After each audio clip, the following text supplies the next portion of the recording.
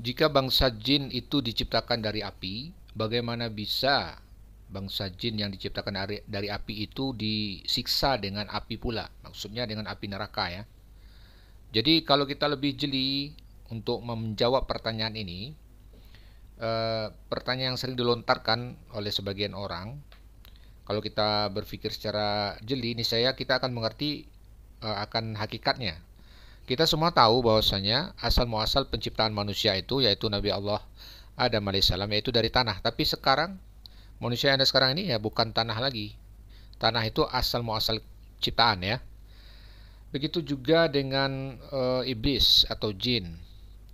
Asal muasalnya diciptakan dari api, tapi sekarang dia badan ataupun tubuh jin itu bukan api lagi. Sebagaimana yang diterangkan di dalam banyak dalil. Di antaranya adalah dalam hadis riwayat Imam Nasai dengan isnad sahih menurut syarat Imam Bukhari dari Ummul Mukminin Aisyah radhiyallahu anha, ia bercerita, ketika Rasulullah SAW melaksanakan sholat, tiba-tiba datanglah setan menghampiri beliau, setan dari bangsa jin ya, menghampiri beliau. Maka beliau pun membantingnya lalu mencekiknya. Kemudian beliau SAW bersabda, hatta wajartu burdalisanihi ala yadayya, sampai-sampai saya bisa merasakan dingin lidahnya pada tanganku. Jadi dicekik sampai lidahnya keluar. Lalu Rasulullah SAW berkata, sampai-sampai saya bisa merasakan dingin lidahnya di tanganku. Jadi berdasarkan hadis ini, jelaslah bahwa sekarang ini bangsa jin itu tidak berbentuk api lagi. Asal muasalnya ya, asal muasal penciptaan. Sebab jika demikian, tentu Rasulullah SAW tidak akan merasakan dinginnya lidah setan itu. Ya karena api tidak mungkin dingin ya.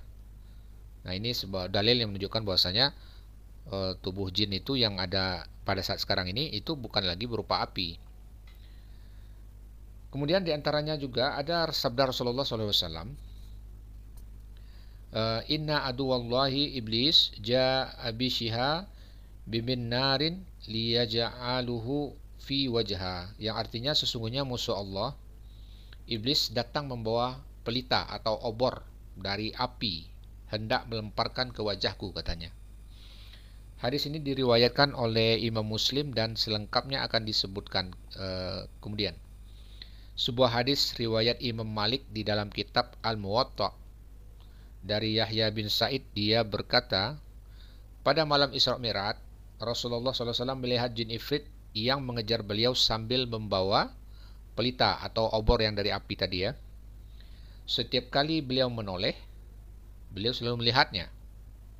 Lalu Jibril alaihissalam berkata kepada Rasulullah, maukah Anda aku ajari beberapa kalimat doa? Jika Anda mengucapkannya, niscaya nyala apinya akan padam dan bahan bakarnya akan habis. Nah, dua hadis yang kita sebutkan tadi, itu menjadi bukti bahwa jika iblis tetap berada dalam wujud apinya, tentu dia tidak membutuhkan pelita atau cahaya dari obornya ya. Tidak akan membutuhkan api lagi untuk dibawa, untuk mengejar Rasulullah SAW tadi. Nah, karena dia sendiri sudah api kan. Nah, untuk apa dia bawa api lagi gitu. Nah, jadi diantaranya ada juga hadis dari sabda Rasulullah SAW, inna syaitana yajri minal insani majrud dam, sesungguhnya setan atau jin yang ada dalam tubuh manusia itu berpindah-pindah di dalam tubuh manusia melalui aliran darah.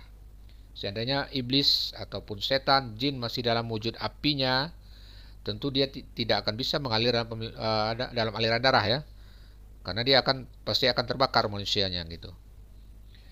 Jika ada yang mengatakan bahwa maksud hadis ini adalah hanya gangguan godaan setan, maka kita jawab, para ulama usul fikih menyepakati tidak bolehnya mengalihkan makna suatu kalimat bentuk dari maksud zohirnya, kecuali jika ada penghubung. Lalu apakah di dalam hadis ini ada penghubung?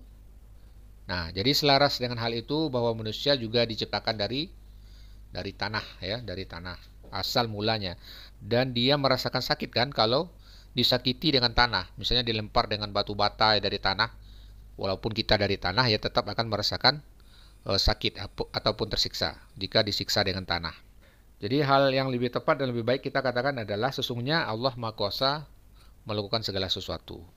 Jadi pertanyaan apakah jin bisa tersiksa dengan api padahal dia terbuat dari unsur api? Jawabannya ya bisa saja. Dan itu bisa kita jelaskan secara logis ya. Semoga bermanfaat. Wallahu alam. Assalamualaikum warahmatullahi wabarakatuh. Amantu anna al-akhirah la budda yawman atiyah kullul khalaiqi hadirah kullu as-sarairi badiyah